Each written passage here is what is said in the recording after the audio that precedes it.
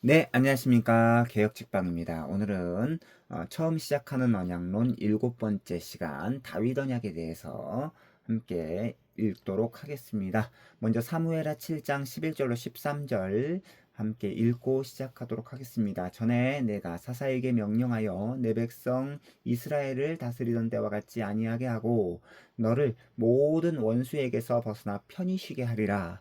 여호와가 또 내게 이르노니 여호와가 너를 위하여 집을 짓고 네 수완이 차서 네 조상들과 함께 누울 때에 내가 네 몸에서 날 네 씨를 네 뒤에 세워 그의 나라를 견고하게 하리라. 그는 내 이름을 위하여 집을 건축할 것이요 나는 그의 나라 왕위를 영원히 견고하게 하리라. 아멘. 다윗 언약의 배경입니다. 다윗 언약의 뿌리는 야곱까지 거슬려 올라갑니다. 야곱에게는 12명의 아들이 있었습니다.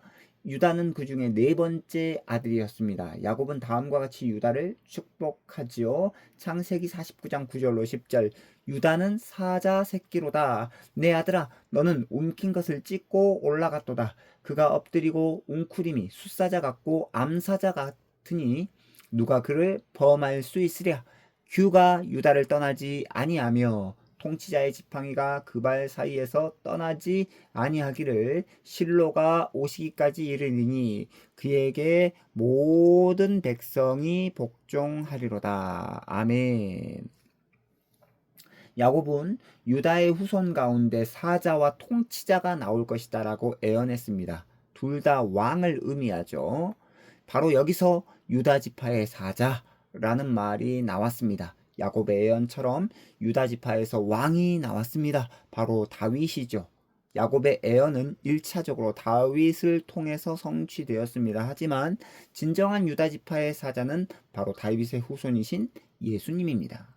사도 요한은 예수님이야말로 진정한 유다 지파의 사자라고 말씀하고 있습니다. 요한계시록 5장 5절로 6절입니다. 장로 중에 한 사람이 내게 말하되 울지 말라. 유대 지파의 사자 다윗의 뿌리가 이겼으니 그 두루마리와 그 7인을 떼시리라 하더라. 내가 또 보니 보좌와 내 생물과 장로들 사이에 한 어린 양이 서 있는데 일찍이 죽임을 당한 것 같더라. 그에게 7뿔과 7눈이 있으니 이 눈들은 온 땅에 보내심을 받은 하나님의 7양이더라. 사도 요한은 유다 지파의 사자가 어린 양이다라고 말하고 있는데요. 어린 양은 우리를 위해 대신 죽으신 예수 그리스도를 예표합니다. 하나님은 야곱의 예언을 이루어 주셨습니다. 하나님은 유다 지파 출신인 다윗을 이스라엘의 두 번째 왕으로 세우셨습니다. 그러던 어느 날 다윗은 다음과 같은 생각을 하게 되었습니다. 사무엘하 7장 2절. 나는 백향목공에 살거늘 하나님에게는 휘장 가운데 있도다. 다윗은 웅장한 궁궐에 살고 있는데 하나님은 초라한 성막에서 지낸다라고 하는 뜻입니다. 다윗은 하나님의 집을 짓겠다고 결심한 것이죠. 하지만 하나님은 다윗이 하나님의 집을 짓는 것이 아니라 하나님이 다윗의 집을 지어주시겠다라고 약속하셨습니다. 다윗의 후손이 대대로 하나님의 백성을 다스리게 하겠다라고 약속하셨습니다. 다윗 언약의 내용입니다. 하나님은 다윗과 다음과 같은 언약을 맺으셨는데 우리가 처음에 읽어보았던 사무엘하 7장 11절로 13절 말씀이죠. 이 본문 말씀을 통해서 우리는 다윗 언약의 내용을 살펴볼 수 있습니다. 첫 번째, 하나님의 집은 다윗이 아니라 다윗의 아들을 통해 세워질 것입니다. 두 번째, 하나님이 다윗의 집을 지어주실 것입니다. 세 번째, 하나님은 다윗 왕조를 영원히 견고하게 하실 것입니다. 하나씩 살펴보도록 하겠습니다. 다윗 언약의 내용 첫 번째입니다. 하나님의 집은 다윗이 아니라 다윗의 아들을 통해서 세워질 것입니다. 실제로 다윗의 아들 솔로몬에 의해서 하나님의 성전이 건축되었죠. 두 번째, 하나님이 다윗의 집을 지어주실 것입니다. 이 집은 다윗 왕조를 말합니다. 실제로 다윗의 후손들은 대대로 이스라엘을 통치하죠. 다윗 왕조는 무려 400년 동안이나 존속될 수 있었습니다. 세 번째, 하나님은 다윗 왕조를 영원히 견고하게 하실 것입니다. 이 약속은요, 예수님을 통해 성취되었습니다. 다윗 왕조는 사라졌지만 다윗의 후손이신 예수님은 영원토록 왕으로 통치하실 것입니다. 다윗 언약의 목적입니다. 하나님이 다윗과 언약을 맺으신 목적은 다음과 같습니다. 첫 번째, 우리의 구원자가 다윗의 후손으로 오심을 알려주기 위해서입니다. 두 번째, 우리의 구원자가 왕으로 오심을 알려주기 위해서입니다. 하나씩 살펴보도록 하겠습니다. 다윗 언약의 목적 첫 번째는 우리의 구원자가 다윗의 후손으로 오심을 알려주기 위해서입니다. 실제로 예수님은 다윗의 후손으로 오셨죠. 그래서 마태복음 21장 9절, 앞에서 가고 뒤에서 따르는 무리가 소리 높여 이르되 호산나 다윗의 자손이여 찬송하리로다. 주의 이름으로 오시는 이여 가장 높은 곳에서 호산나 하더라. 둘째, 우리의 구원자가 왕으로 오심을 알려주기 위해서입니다. 실제로 예수님은 이스라엘의 임금이자 만민을 다스리는 왕이십니다. 그래서 요한복음 17장 2절, 아버지께서 아들에게 주신 모든 사람에게 영생을 주게 하시려고 만민을 다스리는 권세를 아들에게 주셨음이로소이다 라고 말씀합니다. 자, 나눔을 위한 질문입니다.